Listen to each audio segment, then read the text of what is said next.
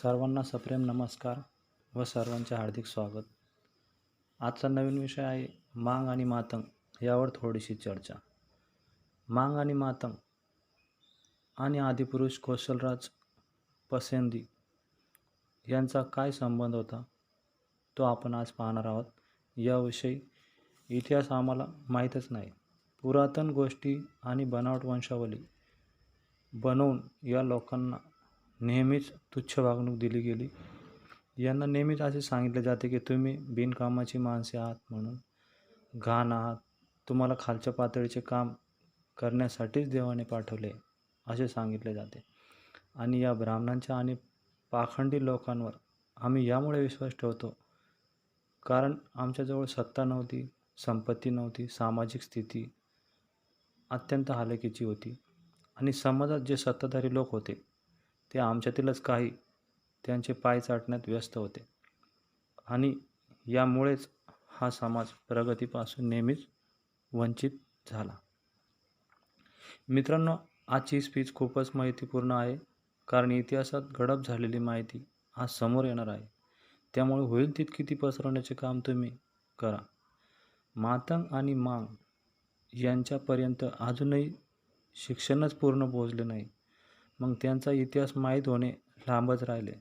संपूर्ण विश्वात जागतिकीकरण होऊन भारतात मांग व मातंग एवढे साधे का आणि इतके मागे का राहिले, याचे कारण काय असेल असा प्रश्न कधी पडत असेल का तुम्हाला? ठीक आहे, तोपर्यंत आपण हेतू काय तो बघूया. या चॅनलचा हेतू काय तो तुम्हाला थोडक्यात सांगतो. या चॅनलवरून कोणत्याही जाती धर्माचे वर्ण आधारित देश निर्माण करण्याचे कार्य करणे नाही, तर समाजातील अंधविश्वास, पाखंड, भेदभाव, बंधुगिरी नष्ट करून समाजात एक चांगली विचारधारा आणि संत व महापुरुषांचा खरा चेहरा समाजासमोर आणून समस्त मानवजातीला सुख, समृद्धी व प्रगतीपथावर घेऊन जाणे हा आहे. वैज्ञानिक दृष्टिकोन ठेवला तरच मानवजातीचा विकास होऊ शकतो, हेच यातून सिद्ध करायचे आहे. चला बघूया. मांग आणि मातंग यांचा इतिहास लपवण्याचा नेहमीच प्रयत्न होतात. इतिहासात खोडसाळपणा करून नवीन वंशावली तयार करून यांना भ्रमित केले जाते, परंतु नकली वंशावली आणि इतिहासाचा कुठलाही ऐतिहासिक पुरावा नसतो. भारताच्या बाहेर याचा खोटा इतिहास चालत नाही, परंतु परदेशातून आलेल्या अनेक शास्त्रज्ञांनी जुना इतिहास कुठे ना कुठे न डगमगता लिहून ठेवला आहे. त्यांना भारतात बुद्धिस्टांचे खूप सारे प्रमाण मिळाले आहे आणि जो कोणी नवीन संशोधन करतो त्याला बुद्धिस्टाच्या इतिहासाचा नेहमीच आधार घ्यावाच लागतो. परंतु ज्यांच्या मनात कट कारस्थान असते ते या बौद्धांच्या इतिहासाची चोरी करून चुकीचे इतिहास समाजासमोर मांडताना दिसतात. भारतातील जो काही मूलनिवासी वर्ग आहे त्यातील जे बौद्ध परंपरेला मानत असत त्यांना अच्युत बनवून त्यांची नवीन वंशावली बनवून आपला धर्म त्यांच्यावर सोपवला आणि त्यांना तुच्छ वागणूक देण्याचे काम येथील ब्राह्मणी व्यवस्थेने नेहमीच केले आहे. आता चर्चा करूया. महाराज कौशलराज पसेनदी कोण होते, त्यांचा काय संबंध आहे मांग मातंगशी? तर महाराज कौशलराज पसेनदी हे बुद्धाचे सर्वात मोठे शिष्य होते. परंतु यात आश्चर्याची गोष्ट अशी आहे की या समाजाचे राज्य इतके बलाढ्य होते की यांच्या साम्राज्याचा एक छोटासा भाग म्हणून शाक्यमुनी राज्य होते. म्हणजे शाक्यमुनी राज्य हे राजा शुद्धोधन म्हणजे गौतम बुद्धाचे वडील हे खत्य होते. म्हणजे शाक्यमुनीचे राज्य हे कौशल राज्य साम्राज्याचा एक छोटासा भाग होता. अजून एक आश्चर्य असे की राजा पसेनदी यांनाच मातंग असे म्हणत होते. आता तर हद्दच झाली की हा कुठला इतिहास आहे, वाटते की नाही? मग आता प्रश्न पडतो, मातंग म्हणजे काय? त्यापूर्वी आपण पाहूया भारताचा सर्वात मोठा प्राणी कोणता, तर सगळेच म्हणतील हत्ती. बुद्धाच्या जन्माच्या वेळी त्याच्या आईला स्वप्नात सफेद हत्ती दिसला होता. तो हत्ती 6 दातांचा सफेद रंगाचा होता आणि त्याच हत्तीला मातंग असे म्हणत होते. कौशलराज पसेनदी यांचे बलाढ्य साम्राज्य यावरून त्यांचे मातंग असे नाव पडले होते व त्यांच्या या राज्यकारभाराला मांगराज असे म्हणत असे. आता विचार करा, मातंग नावाला किती तुच्छ बनवले ते.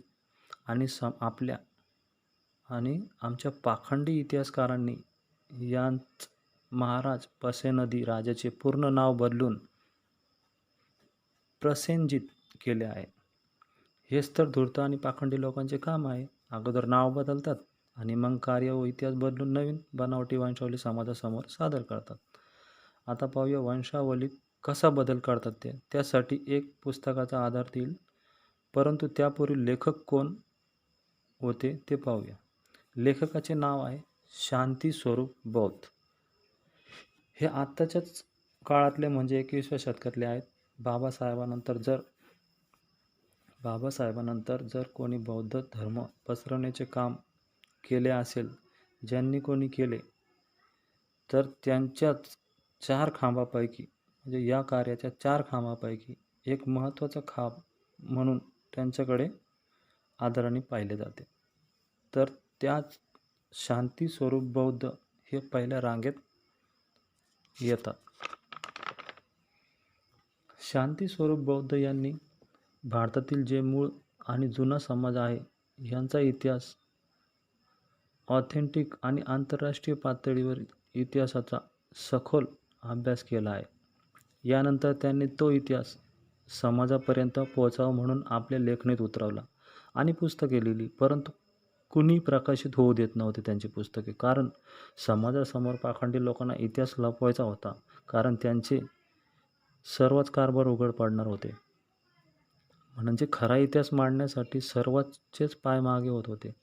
याचेच एक पुस्तक म्हणजे या लेखकांचे एक पुस्तक म्हणजे मांग मातंग जाती के आदिपुरुष कौशलराज पसेनदी असे हिंदी भाषिक पुस्तक शांती स्वरूप बौद्ध यांनी लिहिले.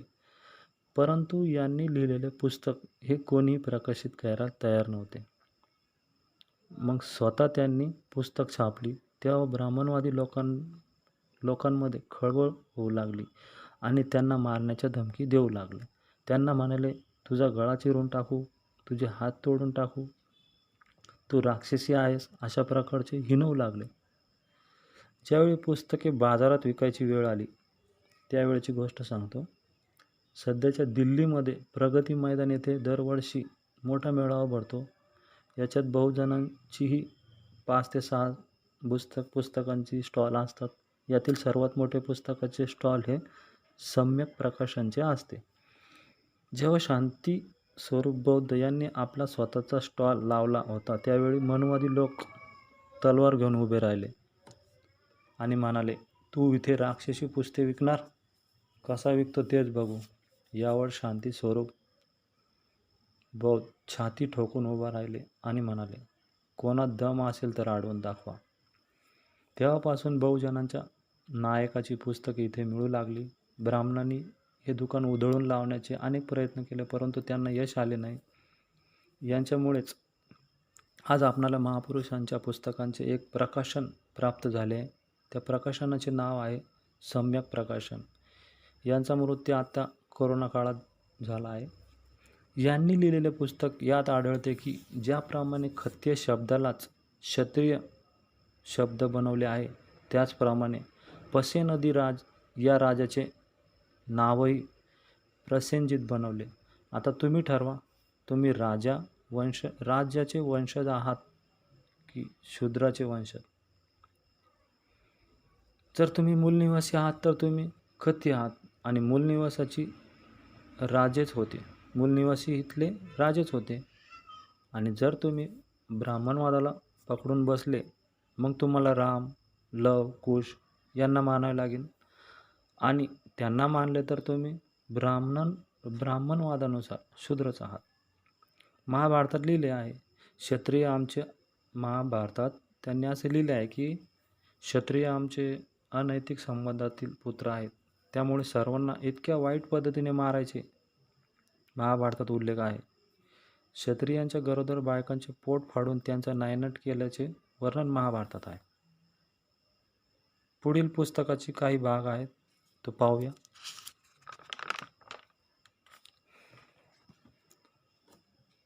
यामध्ये बघा आता तुम्ही नकली वंशावली दाखवली आहे. ईशांकूपासून सुरुवात करून दाखवली आहे, परंतु ईशांकू असा कोणी अस्तित्वातच नव्हता. मनुवाद्यांना ईशांकू दाखवून असे दाखवायचे आहे की प्रसेनजित आमचाच वंशज आहे, म्हणून कारण ईशांकू आमचाच वंश आहे. तुम्ही वरील वंशावली नीट पाहून समजू शकता की कशा पद्धतीने आम्हाला मूर्ख बनवण्याची चाल खेळतात. ब्राह्मणवादी लोकांचे म्हणणे आहे की प्रसेनजित आमचाच वंशज आहे, पण तो खूप कामचुकार होता.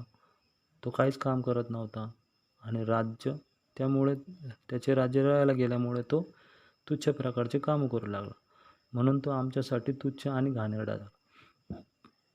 याच पुस्तकाची अजून एक पान पाहूया की कशी नकली वंशावली बनवतात पाहूया. त्यासाठी बघूया दशरथ वंशावली. यामध्ये दशरथ वंशावलीमध्ये एडविड, विश्वास, दिलीप खडवाळ, दीर्घबहू दिलीप, रघु, अज, दशरथ, राम, कुश, लव, अतिथी, निषद, नल, नभ, पुंडरीक, शेमधन्व, देवानिक, अहिन, परियात्रा, बल, स्थल, उख्य, वज्रनाभ, स्वगन, विद्रुती, विश्वसह, हिरण्याभ, विश्वसह, प्रसेनजित, तक्षक, बृहदल, भानु, दिवाकर, सहदेव, भानुमद, प्रतिकाश्व, भरुदेव, सुनक्षत्र, अमित्रजित. आता पहा पेज नंबर 281 वर. बृहद्वाज, बर्ही, कृतजय, रणंजय, संजय, शाक्य, शुद्धोधन, ब्रह्मदत्त, आरिनेम, प्रसेनजित, विरुहक, सुमित. आता पहा ही वंशावली मनु महाराजापासून सुमित्र पर्यंत 120 पिढ्यात दाखवली आहे.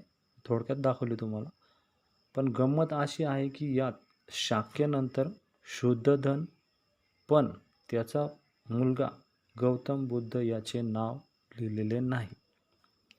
त्या जागी ब्रह्मदत्त, आरिनेम याची वंशावळ दाखवली. यातच यांचा खोटारडेपणा आपल्याला लक्षात आला. पण खरा इतिहास असा आहे की राजा पसेंदी आणि शाक्य हे समकालीन आहेत. मग हा ब्रह्मदत्त आला कुठून? पूर्ण इतिहासातच भेसळ करून आपल्या समोर ठेवले आहे. मांग मातंग बांधवांनी आणि इतर बहुजनांनी शांती स्वरूप बौद्ध यांनी लिहिलेले पुस्तक अवश्य वाचावे. पुस्तकाचे नाव आहे मांग मातंग जाती के आदिपुरुष कौशल राज पसेंदिती. चला पुढे पाहूया की या समाजाला कोणकोणत्या नावाने संबोधले जाते. महाराष्ट्रात मांग मातंग होलर जाती, तेलंगणा, आंध्र प्रदेश आणि कर्नाटकमध्ये मादिगा, मादिंग, मादनी, गुजरातमध्ये मासेमारीचा व्यवसाय करणारे, दिल्ली, उत्तर प्रदेश, मध्य प्रदेश, हरियाणा, राजस्थानची कज्जर जमातीलाच घिहार नावाने ओळखले जाते. बंगालमध्ये नमरूद शूद्र म्हणजे जुने नाव चांडाल यासारख्या लोकांचे इतके शोषण केले की आता त्यांना आपला उदरनिर्वाह चालवण्यासाठी कुठलंही काम करावं लागतं. परंतु इतिहासात यांचा संबंध हा कौशलराज महाराज पसेंदती, महाराज हर्षवर्धन आणि काशीराज महाराज जयचंद यांच्याशी मिळता आहे. हे खूप मोठे राजे म्हणजे लेटेस्ट होते, त्यामुळे त्यांचे पुरावे सापडतात. हे सर्व 12व्या शतकातील होते, म्हणून लिखित पुरावे सापडतात. म्हणून यांना बदनाम करण्याचे काम देखील पाखंडी लोकांनी सुरू केले. आम्हाला मांग मातंग जमातीबद्दल विचारले की आम्हाला एकच पुढारी सांगितला जातो, साहित्यरत्न अण्णाभाऊ. साहित्यरत्न अण्णाभाऊ यांचा जन्म मातंग जातीत 1 ऑगस्ट 1920 रोजी सांगलीत वाळवा तालुक्यातील वाटेगाव येथे झाला.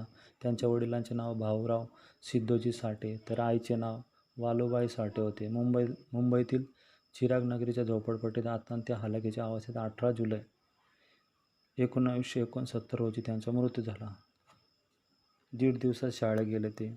त्यांनी 35 कादंबऱ्या लिहिल्या, 19 ग्रंथसंग्रह, 14 लोकनाट्य, 11 पोवाडे, शेकडो लावण्या व छकडी गाणी लिहिली. परंतु इतके मोठे साहित्याची निर्मिती करणारे अण्णाभाऊ 1.5 दिवस शाळेत का गेले हा प्रश्न कधीच पडत नाही. अशी कुठली व्यवस्था त्यांना विरोध करत होती याचा कधी आपण विचारही करत नाही. ठीक आहे, चला पुढे पाहूया. फक्त महाराष्ट्रातच मांग मातंग जातीच्या 10 उपजाती आढळतात.